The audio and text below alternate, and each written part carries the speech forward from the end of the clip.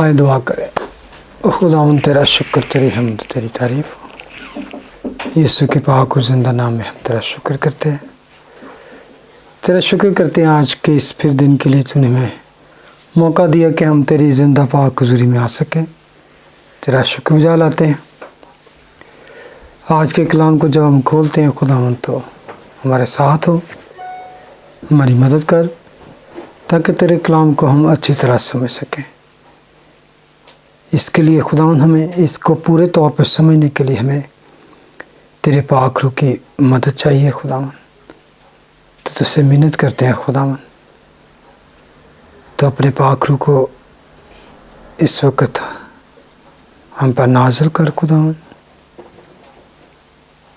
تیرا مسا یہاں پر چھا جائے تاکہ خداوند ہم تیرے کلام کو نہ صرف سمجھ سکیں بلکہ اس کو اپنے اندر لے سکیں اور اس کو اپنی زندگی میں اپلائی کرنے والے بن سکیں۔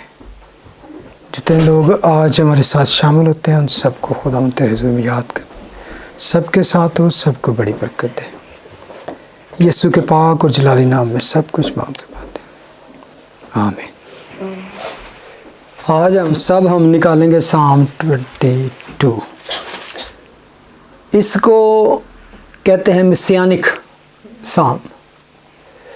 مسیانک سام کا مطلب ہے کہ جس میں مسیح کے بارے میں بات چیت کی گئی ہو، چاہے اس میں پورا سام ہو، چند ورسز ہوں، لیکن اس میں مسیح کے بارے میں کوئی نہ کوئی بات ہوتی ہے، تو اس لیے اس کو مسیانک سام کہا جاتا ہے۔ اس سام کے بارے میں اگر آپ نے پہلی ہی آیت پر غور کیا ہو، کیا خیال ہے؟ یہ کون سا کلمہ ہے؟ یہ چوتھا کلمہ ہے۔ اگر آپ دیکھیں اور اس کا اینڈ جو ہے، اگر آخری آیت جیسی کا پڑھے، آخری آیت 31،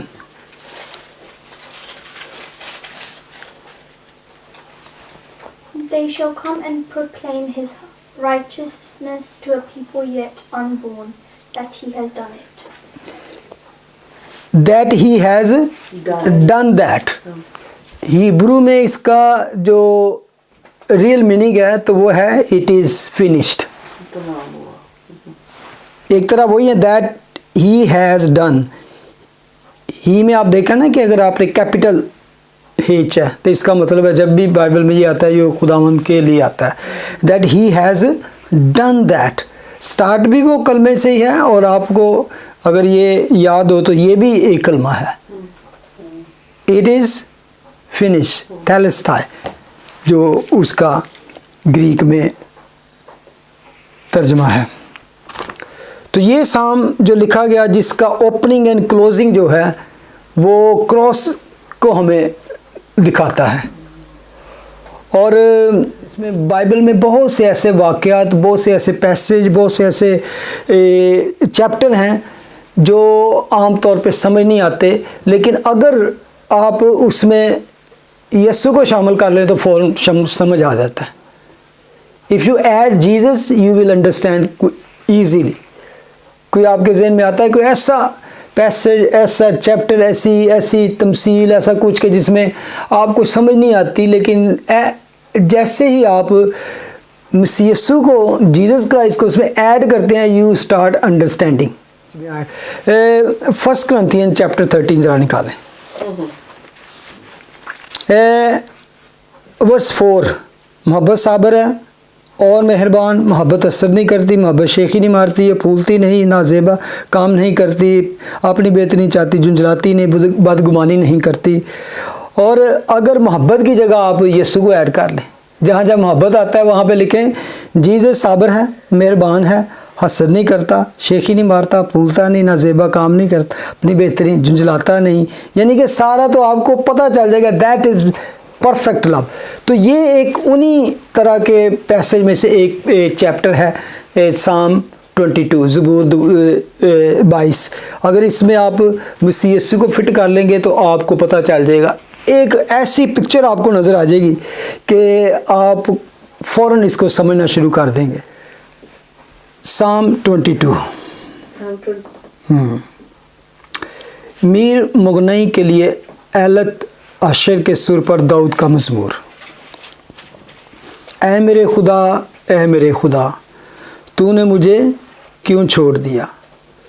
تو میری مدد اور میرے نالہ و فریاد سے کیوں دور رہتا ہے؟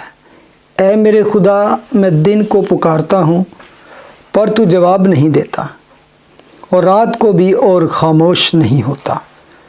لیکن تو قدوس ہے، تو جو اسرائیل کے حمد و ثنا پر تخت نشین ہے۔ ہمارے باپ دادا نے تجھ پر توکل کیا، انہوں نے توکل کیا اور تو نے ان کو چھڑایا۔ انہوں نے تجھ سے فریاد کی اور رہائی پائی، انہوں نے تجھ پر توکل کیا اور شرمندہ نہ ہوئے۔ ورس 6 میں لکھا ہے، پر میں تو کیڑا ہوں، انسان نہیں، آدمیوں میں انگشت نما ہوں اور لوگوں میں حقیر۔ وہ سب جو مجھے دیکھتے ہیں میرا مضحکہ اڑاتے ہیں، وہ منہ چڑھاتے، وہ سر ہلا کر کہتے ہیں اپنے کو خداوند کے سپرد کر دے، وہی اسے چھڑائے گا، جب کہ وہ اس سے خوش ہے تو وہی اسے چھڑائے گا۔ پر تو ہی مجھے پیٹ سے باہر لایا، جب میں شیر خوار ہی تھا تو نے مجھے توکل کرنا سکھایا۔ میں پیدائش ہی سے تجھ پر چھوڑا گیا، میری ماں کے پیٹ ہی سے تو میرا خدا ہے۔ مجھ سے دور نہ رہ کیونکہ مصیبت قریب ہے، اس لیے کہ کوئی مددگار نہیں۔ بہت سے سانڈوں نے مجھے گھیر لیا ہے، بسن کے زوراور سانڈ مجھے گھیرے ہوئے ہیں، وہ پھاڑنے اور گرجنے والے ببر کی طرح مجھ پر اپنا منہ پسارے ہوئے ہیں۔ میں پانی کی طرح بہہ گیا، میری سب ہڈیاں اکھڑ گئیں، میرا دل موم کی مانند ہو گیا، وہ میرے سینے میں پگھل گیا۔ میری قوت ٹھیکرے کی مانند خشک ہو گئی، میری زبان میرے تالو سے چپک گئی، اور تو نے مجھے موت کی خاک میں ملا دیا۔ کیونکہ کتوں نے مجھے گھیر لیا ہے، بدکاروں کی گروہ مجھے گھیرے ہوئے ہے، وہ میرے ہاتھ اور پاؤں چھیدتے ہیں۔ میں اپنی سب ہڈیاں گن سکتا ہوں، وہ مجھے تاکتے اور گھورتے ہیں، وہ میرے کپڑے آپس میں بانٹتے ہیں اور میری پوشاک پر کرا ڈالتے ہیں۔ لیکن تو اے خداوند دور نہ رہ، اے میرے چارہ ساز میری مدد کے لیے جلدی کر، میری جان کو تلوار سے بچا، میری جان کو کتے کے قابو سے، مجھے ببر کے منہ سے بچا، بلکہ تو نے سانڈوں کے سینگوں میں سے مجھے چھڑایا ہے۔ آمین۔ یہ 21 ورس تک میں نے اس لیے پڑھا کہ اس کے 2 حصے ہیں، ایک پہلی آیت سے لے کر 21 تک، آگے 22 سے 31 تک۔ تو اب آپ اگر اس کو تھوڑا سا غور کریں تو اس میں آپ کو کلوری کی وہ پکچر نظر آتی ہے۔ کیا خیال ہے؟ جس کو کہہ سکتے ہیں کہ مصلوبیت کی، کروسیفکشن کی اصل اور حقیقی منظر کشی یہاں پہ کی گئی ہے، اور جتنی تفصیل سے اس زبور میں اس منظر کی ڈیٹیلز لکھی گئی ہیں، اس منظر کو بیان کیا گیا ہے، you will not find even in Matthew, Mark, Luke اور جان۔ اس طرح اس کی تصویر کی گئی، کشی کی گئی ہے، یعنی کہ ایسے لگتا ہے جیسے اس کو لکھنے والا کراس کے نیچے سامنے کھڑا ہے اور وہ لکھ رہا ہے، بلکہ ایسے لگتا ہے کہ وہ خود کراس پر لٹکا ہوا ہے جو یہ لکھ رہا ہے، کیونکہ اس کے اپنے ایکسپریشن جو ہیں انر کہ وہ فیل کیا کر رہا ہے وہ بھی یہاں پہ لکھا ہے۔ کیا خیال ہے؟ آپ جب گوسپل میں اناجیل میں پڑھتے ہیں وہ کروسی فکشن کا منظر یا اس کے جو حالات وہاں پر کس طرح انہوں نے ان کو خدا یسوع مسیح کو مصلوب کیا، لیکن آپ کو وہاں پر خدا یسوع مسیح کے اپنے اندر جو ان کے چل رہا ہے وہ نہیں ملتا۔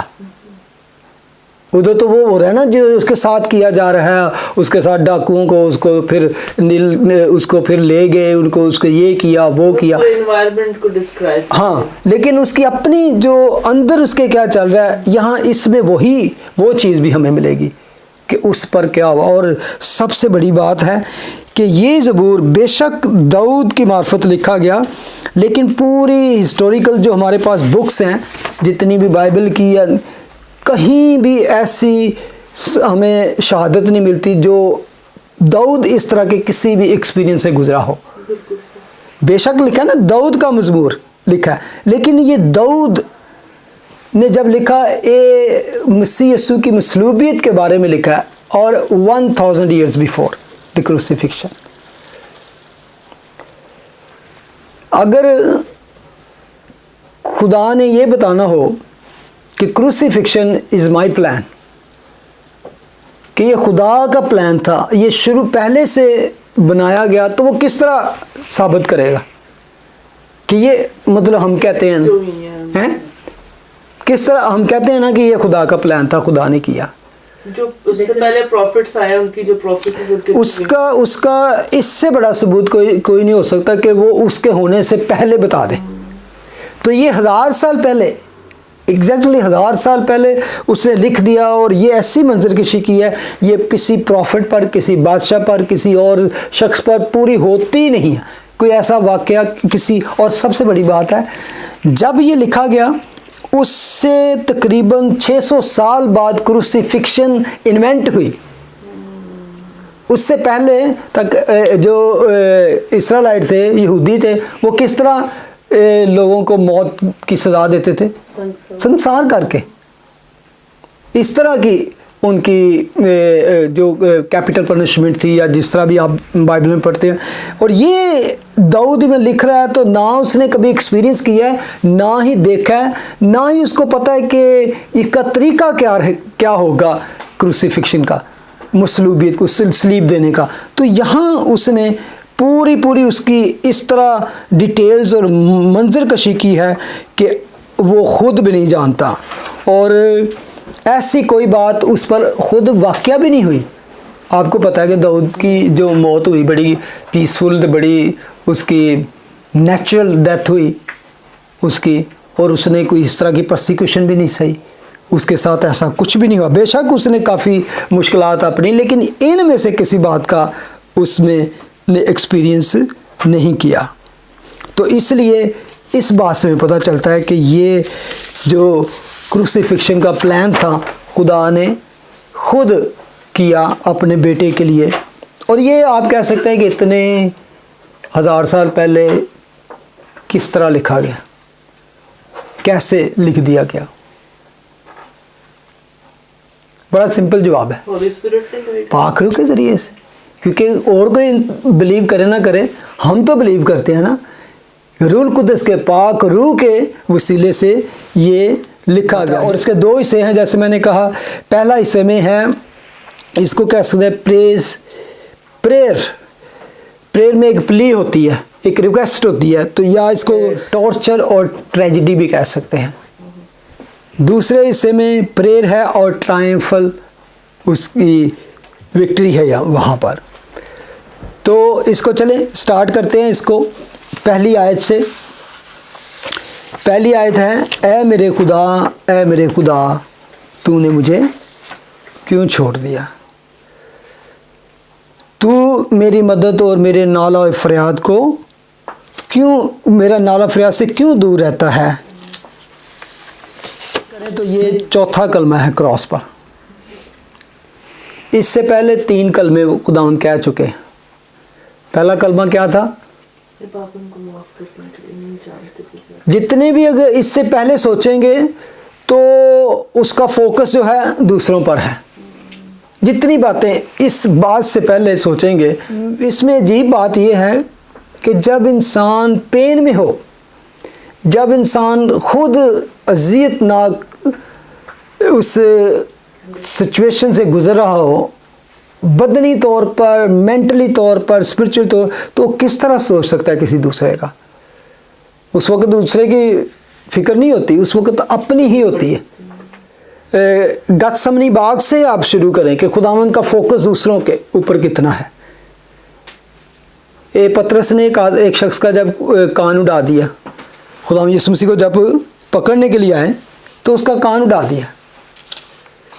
تو خداوند نے کیا کیا؟ اپنی تلوار میان میں رکھ کر اس کا کان ٹھیک کر دیا. اس کے بعد جب وہ اس کو پکڑ کے لے گئے تو جب خداوند یسوع مسیح اپنی سلیب کو کیری کرتے ہوئے لے کے جا رہے تھے تو رستے میں کچھ عورتیں بھی تھیں، تو وہ رو رہی تھیں. تو خداوند یسوع مسیح نے ان کو کیا کہا کہ مجھ پر نہیں بلکہ اپنے آپ اور اپنی اولاد پر، کیونکہ انہوں نے کہا کہ وہ وقت آئے گا، برا وقت آنے والا، کیونکہ وہ 70 AD کی جو انہوں نے پیشن گوئی کی تھی. تو خداوند کو دوسروں کی فکر ہے. پھر وہ کراس پر ہیں تو سب سے پہلے ان کے منہ سے جو الفاظ نکلتے ہیں یہی کہ اے باپ ان کو معاف کر. اس کے بعد دوسرا کلمہ کہ آج ہی میرے ساتھ فردوس میں ہوگا، پھر اس کو ماں کی فکر. تو یہ نہیں کہ یہ خدا یسوع مسیح تھے جو اس وقت بھی اسے دوسروں کی ہی فکر تھی.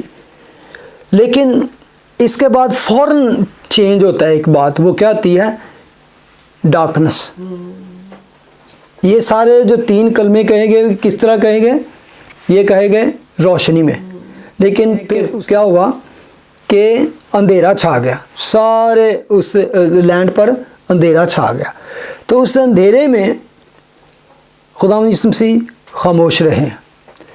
تو بہت سارے لوگوں کا یہ بھی خیال ہے کہ اس خاموشی میں یا اس اندھیرے کے دوران جب وہ بڑا خاموشی تھی، خداوند یسوع مسیح اس زبور کو دہرا رہے تھے. اور وہ اندھیرا اس طرح کا تھا جس طرح آپ مصر کا اگر یاد کریں، مصر میں بھی ایک دفعہ اس طرح کا اندھیرا چھا گیا تھا. تھک بلکہ پچ بلیک کہتے ہیں کہ اس قدر تھک تھا کہ ایک دوسرے کو ٹٹول سکتا تھا، یعنی کہ وہ اندھیرا اس طرح کا تھا، اتنا تھک تھا. تو یہ اندھیرا بھی کیونکہ اس وقت جو قربانی ہو رہی تھی، اس وقت جو گناہوں کا بوجھ اٹھائے ہوئے تھا، وہ بہت ہی گمبھیر تھا، ایسی گہری طریقے کہ اس دوران وہ خاموشی سے اس گناہ کے بوجھ کو اٹھائے ہوئے تھا. لیکن کیوں اگر اتنا کچھ ہو رہا تو وائی اٹس امپورٹنٹ کہ یہ کیوں کروسیفکشن، کیوں اتنی بروٹل ڈیتھ، کیوں اتنا ٹارچر ضروری تھا؟ اور اگلی تیسری آیت اس کا جواب دیتی ہے. ورس 3 پڑھیں ذرا. لیکن تو قدوس ہے، تو جو اسرائیل کی حمد و ثنا پر تخت نشین. سب سے بڑی بات ہے پاک ہے وہ پاک ہے. وہ میں سمجھتا ہوں اس ڈارکنس کا مطلب تھا کہ خدا بھی اس گناہ کو، کیونکہ خدا کی آنکھ پاک ہے، وہ گناہ کو دیکھ نہیں سکتی. زبور نویس خود ہی اس چیز کا جواب دیتا ہے کہ وہ کیوں ایسا سب کچھ ہو رہا ہے. وہ کہتے ہیں لیکن تو قدوس ہے اور تو جو اسرائیل کی حمد و ستائش پر. اور اس وقت جیسے میں نے کہا وہ دنیا جہاں کے گناہ اٹھائے ہوئے تھا، اور یہ تبھی اس کے منہ سے نکلا جب آپ کو پتا نا کہ یہ ارامک زبان میں بھی یہ لکھا گیا کہ ایلی ایلی لما شبقتنی، اے میرے خدا تو نے مجھے کیوں چھوڑ دیا. اس وقت، اور یہ پہلا موقع ہے جب خداوند یسوع مسیح جس کو وہ ہمیشہ باپ کہتے تھے، اس کو یہاں پر باپ نہیں کہا بلکہ خدا کہا. کیوں؟ وہ جو کہ ہمیشہ اس کی زبان پہ تھا، میں اور باپ ایک ہیں.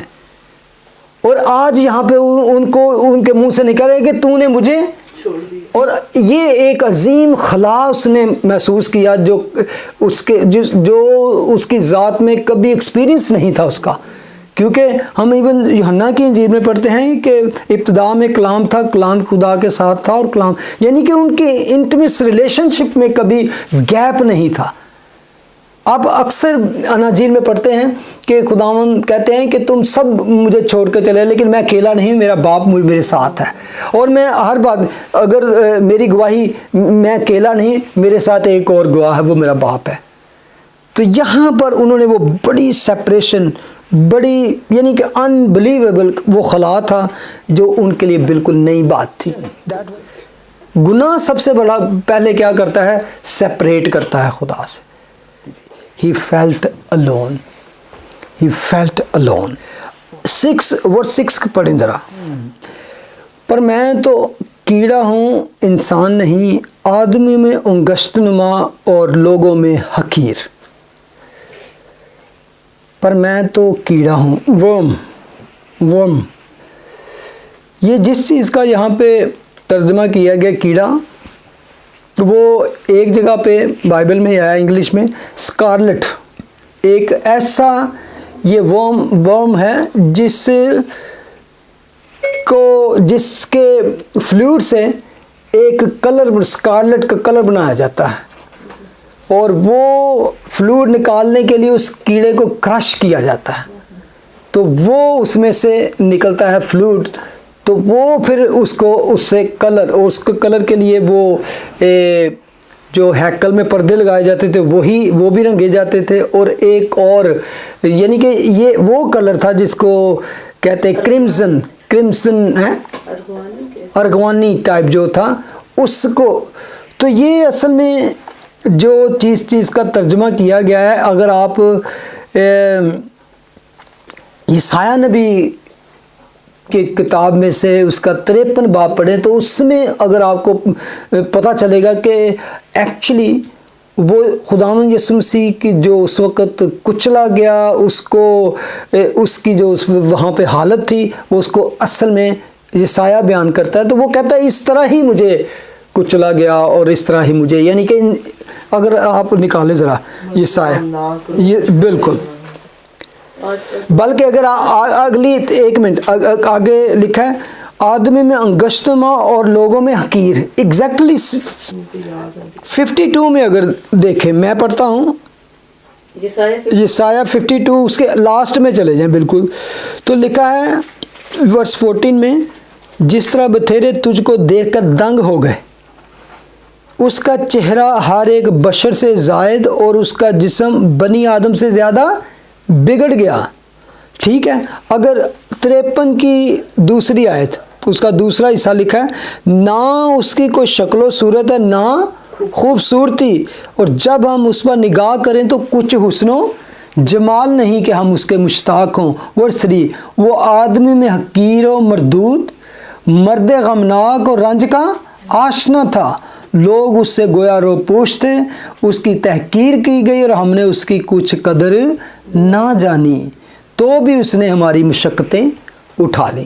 جیسے میں نے کہا کہ وہ اس وقت صلیب پر جو غموں کا بوجھ اٹھایا ہوا تھا وہ ہمارا ہی تھا، ہماری ہی مصیبتیں اور مشقتیں اس نے اٹھائی ہوئی تھیں. آگے وہ لکھتا ہے اسی میں یسایہ میں، حالانکہ وہ ہماری خطاؤں کے سبب سے گھائل کیا گیا، ہماری بد کرداری کے باعث کچلا گیا، ہماری ہی سلامتی کے لیے اس پر سیاست ہوئی. اور اگر آگے تھوڑا سا پڑھیں تو لکھا ہے پر خداوند نے ہم سب کی بد کرداری اس پر لاد دی. ہماری بد کرداری اس پر لادی گئی، اس کی کوئی نہیں تھی. جس میں نے کہا نا کہ جب اس نے یہ محسوس کیا کہ اے میرے خدا تو نے مجھے، وہ یسوع کی وجہ سے نہیں تھا، وہ ہماری وجہ سے، وہ اندھیرا بھی تھا اور وہ سیپریشن بھی تھی جو اس وقت اس نے وہاں پر محسوس کی. اور اب وہاں پہ وہ کیا کر رہا تھا، he was bearing the sin of mankind and also he was tortured because of that separation. اور تیسری اور بات تھی، جو ڈنک اس نے سہا وہاں پر، اس نے کہا تو وہ تیری ایڑی پر کاٹے گا. that was the time کہ وہ وہاں پہ کاٹا گیا. وہ سب اس وقت وہ سہ رہا تھا، وہ اس ڈنک کو سہ رہا تھا، اس جدائی کو، اور بلکہ اس کو کہہ رہے ہیں کہ نیکڑ پن. یہ بھی بہت ہے، گناہ سپریٹ کرتا ہے، تنہا کرتا ہے، اور بلکہ وہ نیکڑ کرتا ہے. آپ کو یاد ہوگا آدم و حوا نے گناہ کیا تو سب سے پہلے سیپریشن محسوس کی، پھر اس کے بعد انہوں نے محسوس کیا کہ ہم ننگے ہیں اور شرمندگی محسوس. لیکن اس نے اس کراس کی شرمندگی ہمارے لیے اٹھا لی. سام پہ واپس آ جائے، ورس 7 میں لکھا ہے، غور کریں جا، وہ سب جو مجھے دیکھتے ہیں میرا مضحکہ اڑاتے ہیں، وہ منہ چڑھاتے اور سر ہلا لا کر کہتے ہیں کہ اپنے آپ کو خداوند کے سپرد کر دے، وہی اسے چھڑائے گا. ایگزیکٹلی آپ اس کو اگر پڑھیں میتھیو 27 اس کی 43 ورسز، اس نے خدا پر بھروسہ کیا ہے، اگر وہ اسے چاہتا ہے تو اب اس کو چھڑا لے، کیونکہ اس نے کہا تھا میں خدا کا بیٹا ہوں. بالکل. آپ دیکھیں آگے ایون لوک میں بھی اس طرح لکھا ہے کہ لوگ اس کا مذاق اڑاتے تھے، پاس سے گزرتے تھے تو اس کو سارے لالا کہتے تھے، یعنی کہ انسلٹ کرتے تھے کہ تو بڑا اپنے آپ کو سمجھ رہا، تو اتنی معجزات کیے تو اب تو نیچے اترا، اپنے آپ کو بچا، اور تو نے خدا پر بھروسہ کیا ہے، اب اگر تمہیں خدا چھڑائے تو ہم جانیں گے کہ واقعی تو. آگے لکھا جبکہ جب میں شیر خوار ہی تھا، ورس 9 میں لکھا، پر تو ہی مجھے پیٹ سے باہر لایا. جب میں شیر خوار ہی تھا تو نے مجھے توکل کرنا سکھایا. میں پیدائش ہی سے تجھ پر چھوڑا گیا ہوں, میری ماں کے پیٹ ہی سے تو میرا خدا ہے. اس کا باپ نہیں تھا, بن باپ کے وہ پیدا ہوا, تو اس کا سارا بھروسہ کس پر تھا؟ خدا پر. تو اس نے یہاں پر یہ اس کی پیدائش کی بات کی جا رہی ہے, یعنی کہ یہاں پہ لکھا گیا کہ اس کا پورا توکل, اس کا پورا بھروسہ جو تھا ماں کے پیٹ میں سے ہی کس پر تھا؟ خدا پر تھا. مجھ سے دور نہ رہ کیونکہ مصیبت قریب ہے, اس لیے کہ کوئی مددگار نہیں. بہت سے سانڈوں نے مجھے گھیر لیا ہے, بسن کے زوراور سانڈ مجھے گھیرے ہوئے ہیں. وہ پھاڑنے اور گرجنے والے ببر کی طرح مجھ پر اپنا منہ پسارتے ہیں. میں پانی کی طرح بہہ گیا, میری سب ہڈیاں اکھڑ گئیں, میرا دل موم کی مانند ہو گیا, وہ میرے سینہ میں پگھل گیا. یہ ورس 14 ہے. میں پانی کی طرح بہہ گیا, میری سب ہڈیاں اکھڑ گئیں, میرا دل موم کی مانند پگھل گیا. کروسیفکشن کی اگر آپ اس ڈسکرپشن کو پڑھیں تو کروسیفکشن کے ٹائم سب سے زیادہ پہلے کیا کرتے کہ جب وہ اس کو کروسیفائڈ کرتے تو کیا کرتے, اس کے کپڑے اتار لیتے, نیل ہاتھوں اور پاؤں میں کیل ٹانگتے. تو جب اوپر تھوڑی ہی دیر بعد وہ جو کیلوں کے اوپر وزن رکھنا مشکل ہو جاتا تھا جو بھی ٹانگ, تو پھر آہستہ آہستہ اس کو نیچے جب بوجھ پڑتا تو اس کو سانس لینے کے لیے اوپر اٹھنا پڑتا. تو اوپر اٹھنے کے لیے اس کو ہاتھوں پر بھی زور ڈالنا پڑتا اور پاؤں پر بھی, اور پاؤں اور ہاتھوں میں کیا ہے؟ کیل لگے ہوئے ہیں. تو وہ کہتے ہیں کہ آپ کو یاد ہوگا, کہتے ہیں کہ اس وقت کیا تھا کہ پسینہ, آپ کو گتسمنی سے آپ کو پتہ ہے کہ جب ایسی حالت میں پسینہ بہت آتا ہے, جب پسینہ آتا ہے تو پھر پیاس بہت لگتی ہے. پسینہ, اور مطلب دیکھا جا رہا ہے مار رہے ہیں, انہوں نے کچھ پینے کو کچھ کھانے پینے کو دیا تو نہیں, بس بالکل. اور جب وہ بالکل انسان بیر نہیں کرتا تو پھر وہ اپنے آپ اس کی ہڈیاں ڈسلوکیٹ ہونی شروع ہو جاتی ہیں ڈی ہائیڈریشن کی وجہ سے, اور اپنا بوجھ نہ اس کو سنبھل پانا. تو وہ اس طرح کہتا ہے کہ میں پانی کی طرح بہہ گیا, یعنی کہ جس طرح پسینے میں بہہ گیا نا, تو اب اس کی جو ہڈیاں تھیں جب انسان کے کو نیکڈ کر دی تو وہ ایک تو پہلے سے ان کا اس سارے کوڑوں کی مار سے اور اس طرح کی دوسروں کی لوگوں کے تھپڑوں سے مکوں سے اس کا برا حال تھا. تو اب ان کا حال جو تھا, اس کا مطلب you can see and count, اس کی ہڈیاں جو ہیں وہ اس قدر نمایاں ہو چکا تھا, اوپن ہو چکا تھا. میری قوت ٹھیکرے کی مانند خشک ہو گئی, میری زبان میرے تالو سے چپک گئی.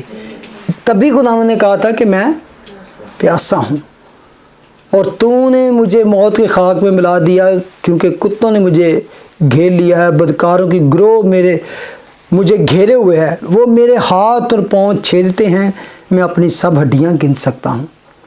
وہ مجھے تاکتے اور گھورتے ہیں, میرے کپڑے آپس میں بانٹتے ہیں, وہ میری پوشاک پر کرہ ڈالتے ہیں. کتنے جانوروں سے اگزامپل دی ہے, سانڈ, ببر, کتے, یعنی کہ جتنے یہ گروہ تھی نا, جس میں ایون فقی فریسی تھے, یہ رومن سے جتنے اس کے خلاف تھے.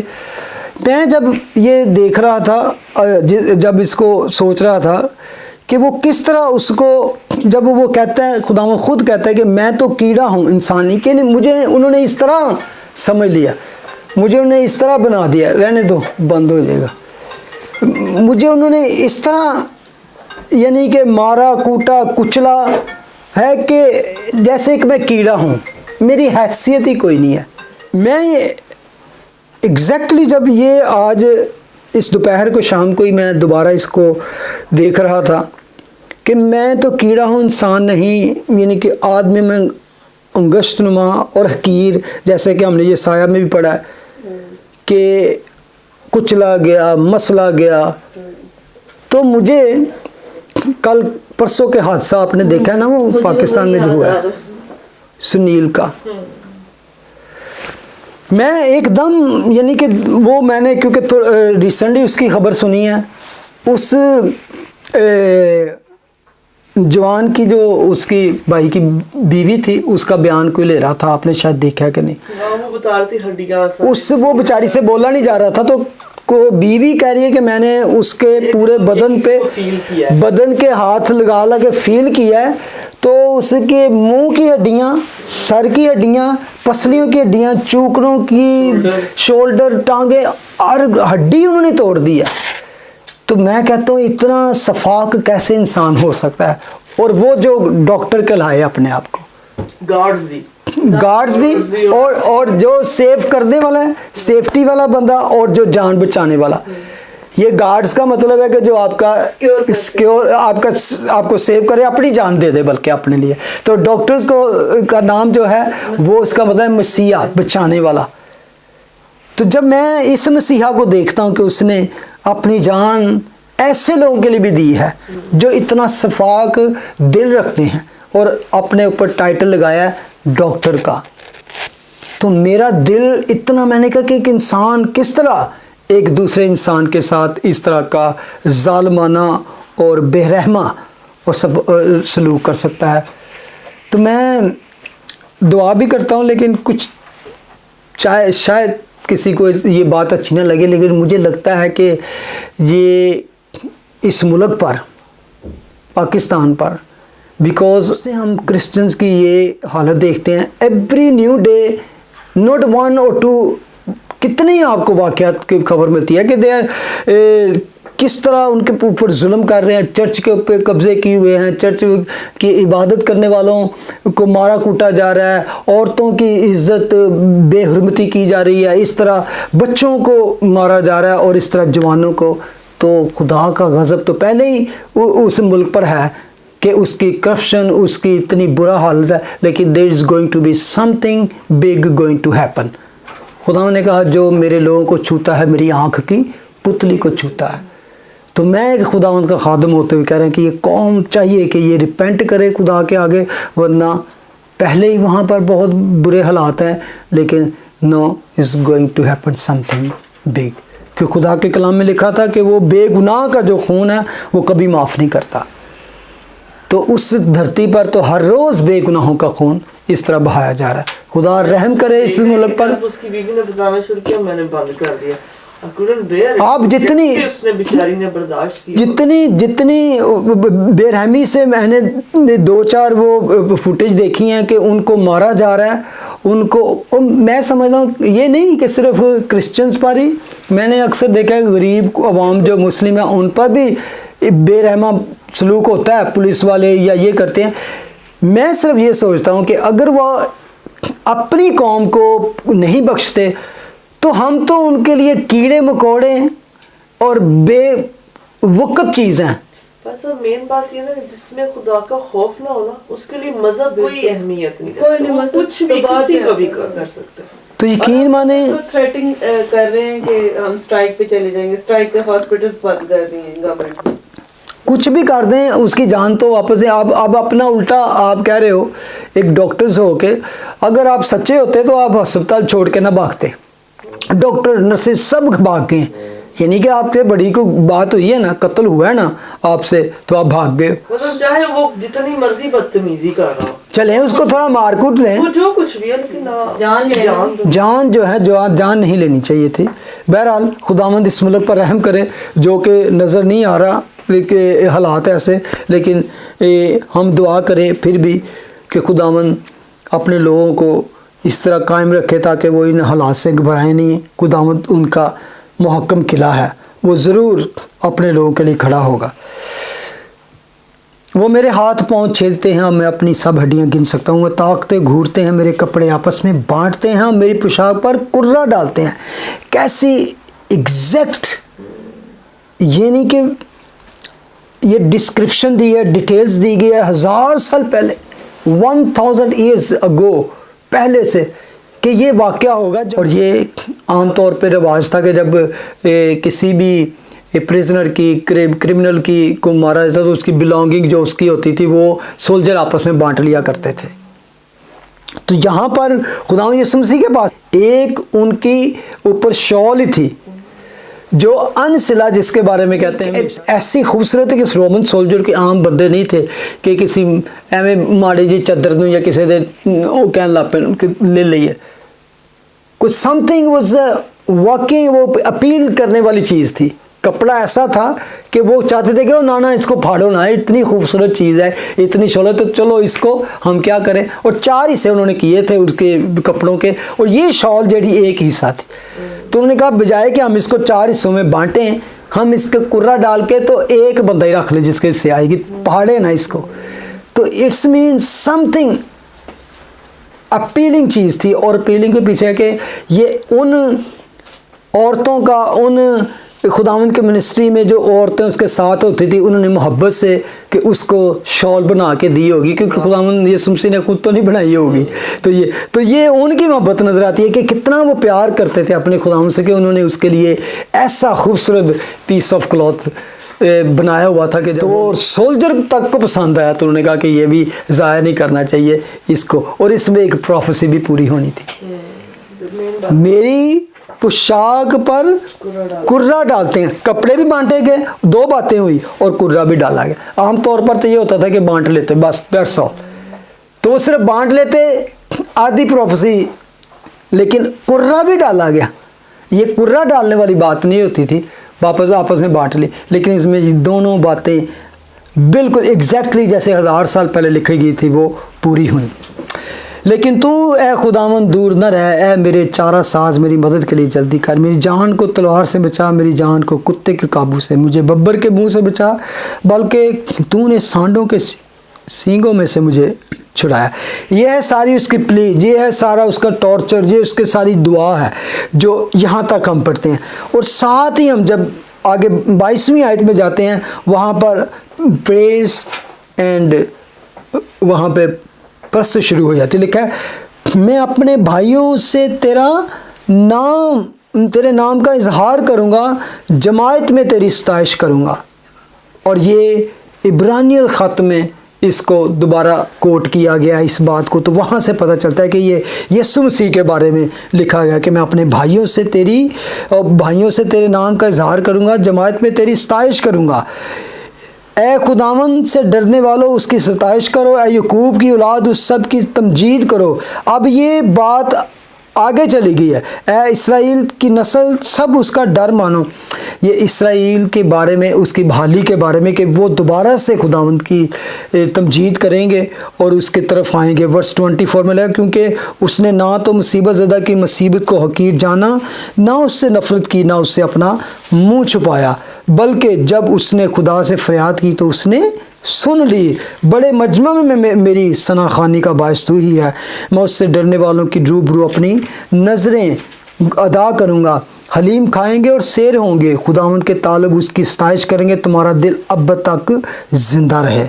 ورس 27 ساری دنیا خداوند کو یاد کرے گی اور اس کی طرف رجوع لائے گی.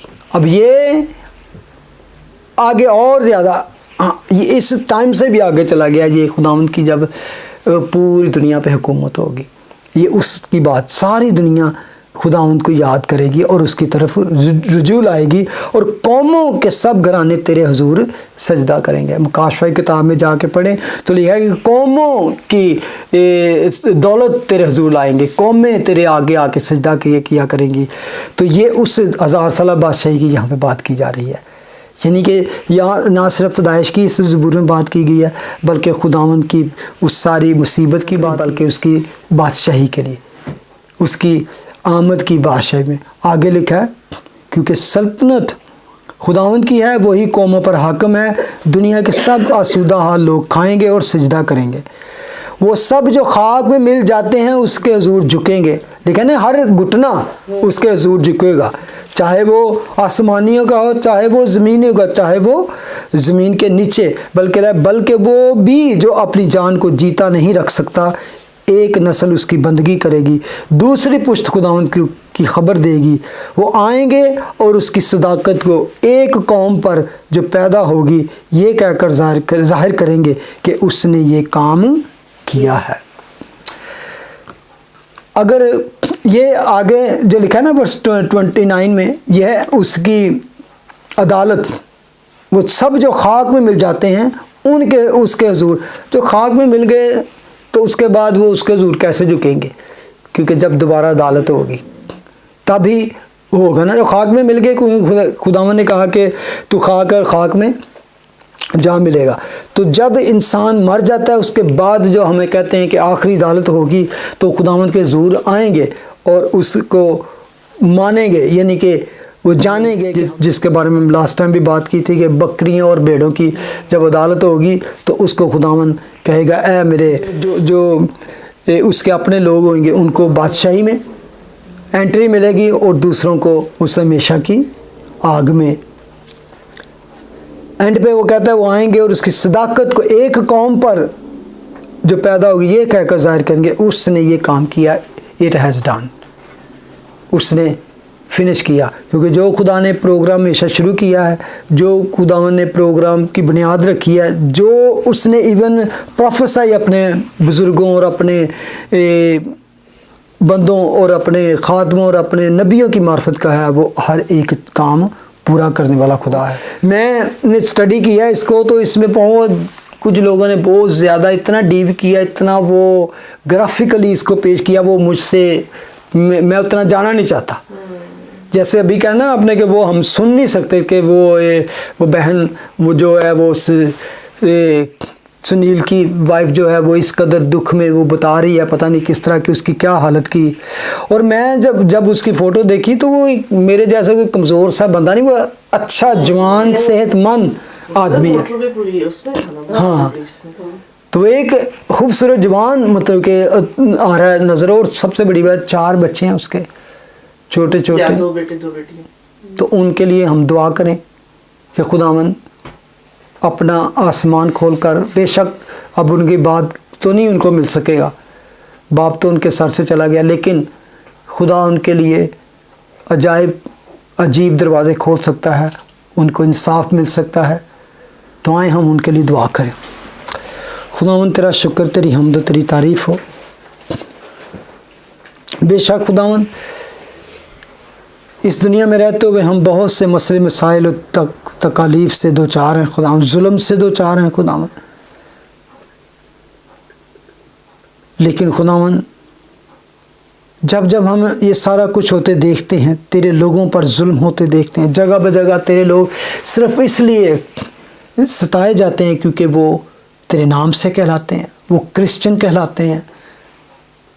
خداوند میں یہ نہیں کہتا کہ ہم سب کرسچن جو تیرے نام سے کہلاتے ہیں تیرے ساتھ اسی طرح وفادار ہیں جس طرح ہونا چاہیے. اس کے باوجود خداوند ہم جانتے ہیں کہ ہم نکمے اور کمزور ہیں, لیکن اس نام کی خاطر سے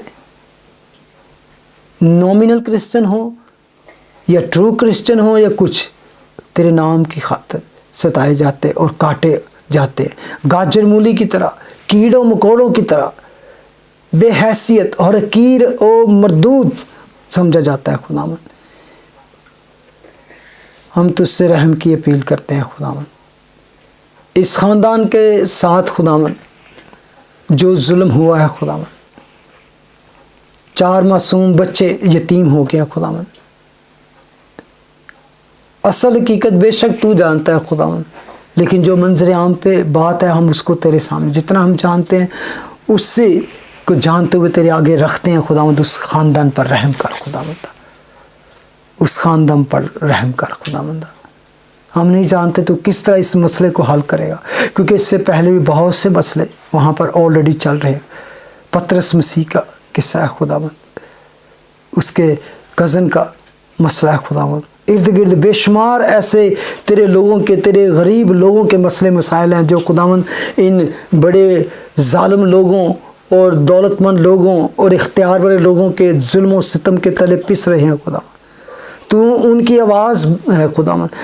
ہم کچھ بھی نہ کریں تو خداوند تیرے آگے فریاد کر سکتے ہیں خداوند, تیرے آگے گڑ گڑا سکتے ہیں خداوند, تجھ سے ان کے لیے رحم مانگ سکتے ہیں. تو ان پر رحم کر خداوند, وہ تیرے نام سے کہلاتے ہیں. بے شک ہم میں کوئی بھی پرفیکٹ نہیں ہے خداوند, میں بھی پرفیکٹ نہیں ہے, اور بھی بہت سے تیرے نام سے کہلانے والے لوگ پرفیکٹ نہیں, لیکن خداوند تو پرفیکٹ ہے خداوند, تو کامل ہے خداوند. हम में बेशक बहुत सी कमज़ोरियाँ हैं खुदावन। तू जानता है इंसान की सृष्टि कैसी है खुदावन, वो किस मिट्टी से बना है खुदावन। तू रहम कर, हम रहम की दरख्वास्त करते हैं खुदावन, रहम की अपील करते हैं खुदावन, गिड़गिड़ाते हैं पर रहम कर, रहम कर, रहम कर।